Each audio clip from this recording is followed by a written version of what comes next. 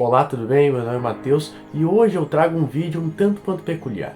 Nós vemos em todos os meios de comunicação, nos quais as pessoas muitas vezes têm ensinado a palavra de Deus, que um assunto não tem sido o foco. Que um determinado assunto, não tem sido tão falado como deveria, ainda mais numa geração tão perversa como essa que nós temos no século XXI. O assunto que eu quero tratar aqui hoje é a respeito da santidade, e mais uma vez, como tem sido na sequência de alguns vídeos aqui do canal.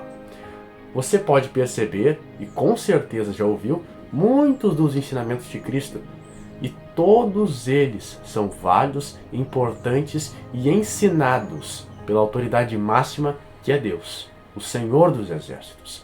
Porém, as pessoas muitas vezes, quando têm buscado aprender ou têm ensinado sobre Cristo, procuram às vezes ensinar apenas a parte do amor, ensinar apenas a parte da bondade, da paz, que de fato ele teve e com muita intensidade. Porém, as pessoas se esquecem do seu sermão do monte, de suas repreensões a todos os outros pecados que naquele tempo já tinham. Agora, você pensa, será que os dias de hoje não possuem um agravamento do pecado muito maior do que naquele tempo? E o que acontece? As pessoas cada vez têm pregado mais sobre apenas o amor de Cristo, sobre apenas a possibilidade de você ser salvo. Nunca mostram e nunca dizem qual é a conduta, qual é a vida que essas pessoas devem ter. Você pode perceber no capítulo 4 de 1 Tessalonicenses, a carta em que Paulo escreve a Tessalônica, a igreja de Tessalônica, que no capítulo 4 ele dá muitas especificações ali, mas com um único enfoque: santidade. Ele começa ali os primeiros versos do capítulo 4 dizendo para nós termos uma vida que agrade a Deus, uma vida que é do agrado do Senhor. No outro vídeo, provavelmente no vídeo anterior a este, eu falei de que nós somos um sacrifício para Deus. Usei como texto base Romanos capítulo 12, verso 1 e 2. Naquele texto nós vemos que nós somos um sacrifício a Deus, um sacrifício diário, o qual o nosso corpo é esse sacrifício.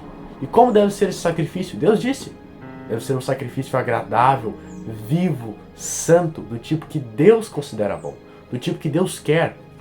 Agora você percebe que nesse capítulo 4, Paulo continua dizendo, para que nós tenhamos uma vida que agrade a Deus, e essa vida é uma vida em quê? Em santidade. Uma vida que não é ligada a desejos sexuais. E eu percebo aqui algo muito importante. Paulo, quando ele vai falar de santidade, em primeiro momento ele aponta o quê? A pecaminosidade por meio do sexo. O sexo imoral, ilícito, da fornicação, do adultério. Quando Paulo fala de santidade aqui, a primeira coisa que ele diz que já é pecado é a questão relacionada ao sexo. E por que isso? Porque ele mesmo disse, porque a palavra de Deus diz que o pecado sexual é um pecado contra o próprio corpo. Porque o pecado sexual, você sabe, ele se comete com o próprio corpo. E agora, nos próximos versos, Paulo vai citar a respeito do Espírito Santo. Ele diz o seguinte: quem rejeita a ordem de viver em santidade que Deus dá, rejeita a Deus. Rejeita o Deus que deu o Espírito Santo, que enviou o Espírito Santo, que é Deus, para habitar no homem.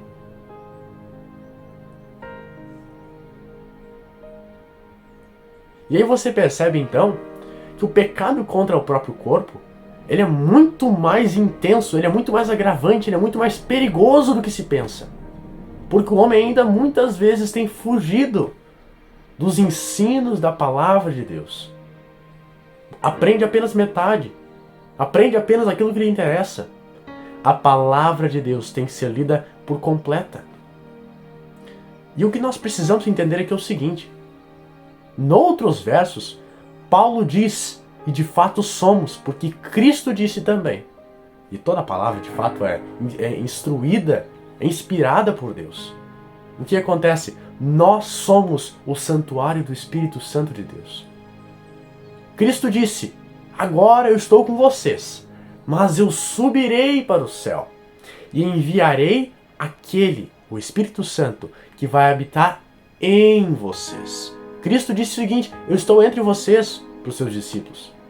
Mas ele disse: quando eu subir, e eu preciso subir para fazer isso, eu enviarei o meu Espírito Santo. Eu enviarei o Espírito Santo. Para que ele habite em vocês. Para que ele os faça lembrar de todos os ensinamentos. Para que ele lhes dê um coração novo.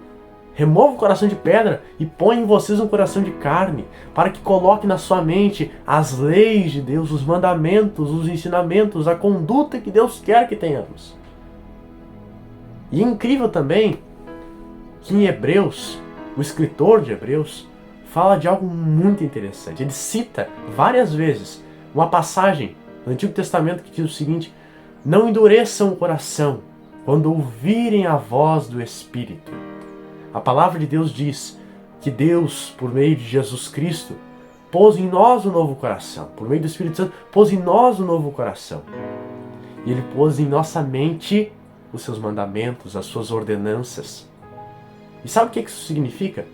Que a partir de agora, nós sabemos, por meio do Espírito, por meio da palavra de Deus, quais são os mandamentos do Senhor. Não é necessário mais, como os judeus, ter esses mandamentos gravados em partes do corpo ou em objetos pendurados no corpo. Não é necessário, porque agora o Espírito Santo está em nós, ele possui e colocou em nós, em nossa mente, esses mandamentos.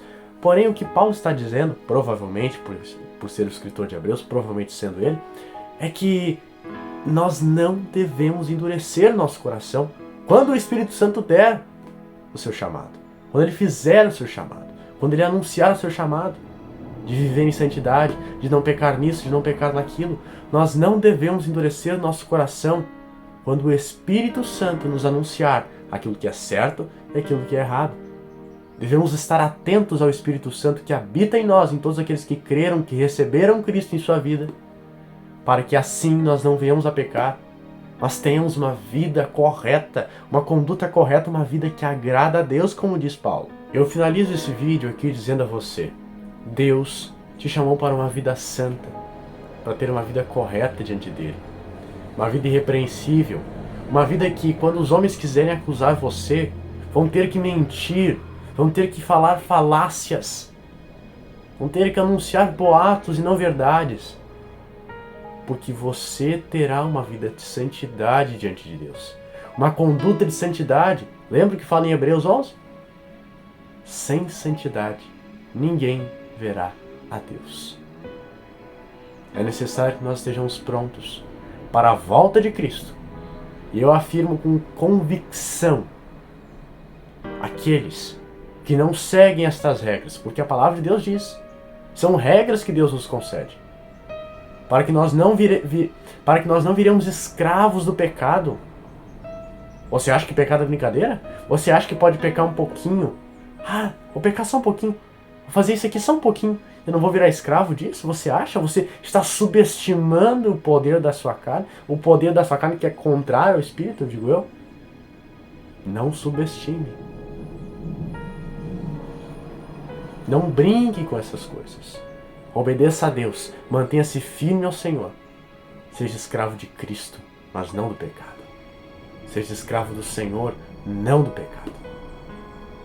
Obedeça ao chamado de Deus para a sua vida. Siga Ele, negando a si mesmo, as suas vontades, tomando a cruz. E como eu disse, principalmente, tendo uma conduta de santidade aos olhos de Deus. Mesmo que o mundo condene isso, mesmo que o mundo chame de louco isso, o problema é deles. Você serve ao Deus vivo, ao Deus Todo-Poderoso, que criou os céus e a terra pelo poder único e exclusivo da sua palavra. Não há o que você temer.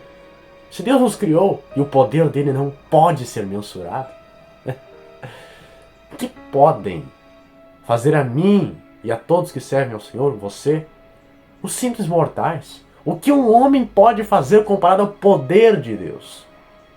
Nada. Por isso eu digo, como ouvi num dos filmes Deus Não Está Morto, é melhor ficar ao lado de Deus e ser julgado pelo mundo do que ficar ao lado do mundo e ser julgada por Deus.